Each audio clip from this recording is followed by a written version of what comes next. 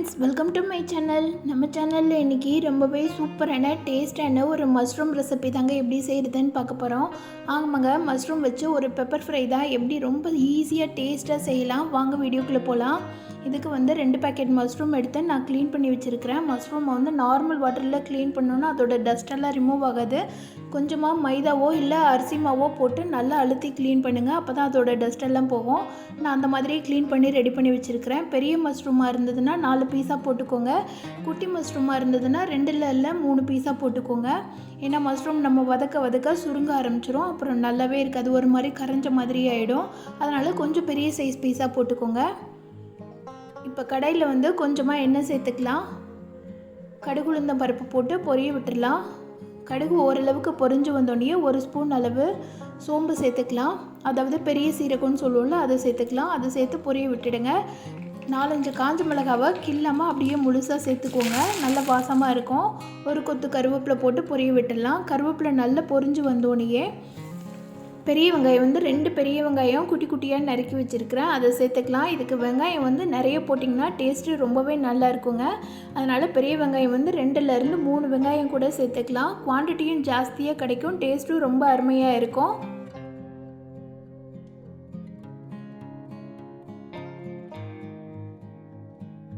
வெங்காயம் நல்லா வதங்கி வரணுங்க. வெங்காயம் சீக்கிரமாக வதங்குறதுக்கு கொஞ்சமாக உப்பு சேர்த்துக்கலாம். உப்பு சேர்த்துட்டு கிளறணுன்னா வெங்காயம் சட்டுன்னு வதங்கி வந்துடும்.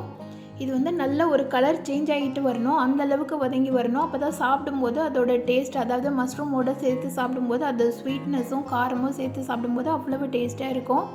அதனால் வெங்காயமும் நிறைய போட்டுக்கோங்க. அதே நேரம் வெங்காயத்தையும் நல்லா கலர் சேஞ்ச் ஆகிற அளவுக்கு வதக்கிக்கோங்க.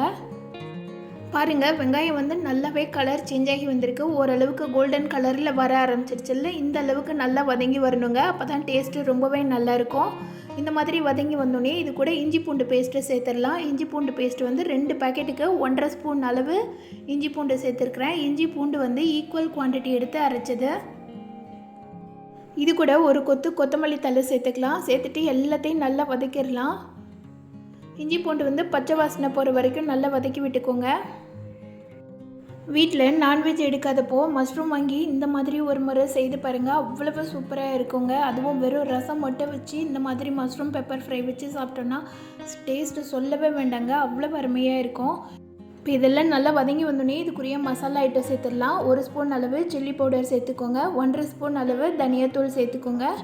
1 ஸ்பூன் அளவு கரம் மசாலா சேர்த்துக்கலாம். 1 ஸ்பூன் அளவு பெப்பர் உணுக்கி வச்சுருக்கிறேன், அதை சேர்த்துக்கலாம். இது கூட சோம்பு 1 ஸ்பூன் அளவு உணுக்கி வச்சுக்கோங்க. இது எல்லாத்தையும் சேர்த்து நல்லா வதக்கிடலாம். உங்கள்கிட்ட சோம்பு தூளோ இல்லை பெப்பர் தூளோ இல்லை அப்படின்ற பட்சத்தில் 1 ஸ்பூன் அளவு பெப்பரும் 1 ஸ்பூன் அளவு சோம்பும் போட்டு மிக்சியில் சேர்த்து நல்லா பிளெண்ட் பண்ணி எடுத்துக்கோங்க. நல்லா பவுடர் மாதிரி அரைச்சிட்டு சேர்த்திங்கன்னா அதுவே போதுமானதாக இருக்கும். அதை 2 தடவை சேர்க்கணும். இந்த மாதிரி வதக்கும் போது ஒரு தடவையும் கடைசியாக ஒரு தடவையும் சேர்ப்போம். அதனால் பாதியாக சேர்த்துக்கோங்க. இப்போ இதெல்லாம் நல்லா வதங்கி வந்துடுச்சு.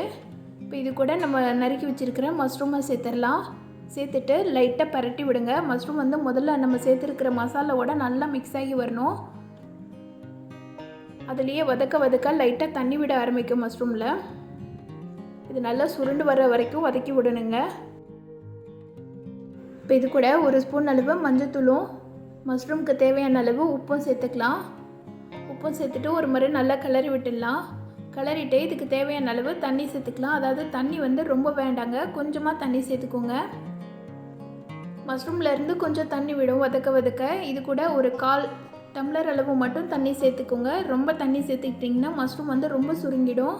அந்த மாதிரி வந்தோன்னா சாப்பிட்றதுக்கு நல்லா இருக்காது. ஒரு 1/4 டம்ளர் அளவு தண்ணி சேர்த்துட்டு நல்லா மிக்ஸ் பண்ணி விட்டுடுங்க. மிக்ஸ் பண்ணி விட்டுட்டு ஒரு கொதி வர வரைக்கும் வெயிட் பண்ணலாம். மஷ்ரூம் வேகிறதுக்கு ரொம்ப நேரம் ஆகாது, ஒரு 5 நிமிஷத்துக்குள்ளேயே மஷ்ரூம் நல்லா வெந்து வந்துடும். இப்போ பாருங்கள், மஷ்ரூம் நல்லா வெந்துட்டு மசாலாலாம் நல்லா மேலே பிரிஞ்சு வந்திருக்கு, எண்ணெய்லாம் பிரிஞ்சு வந்திருக்கு பாருங்கள். நல்ல மசாலாவோட மிக்ஸ் ஆகிட்டு ரொம்ப சூப்பராக இருக்கு.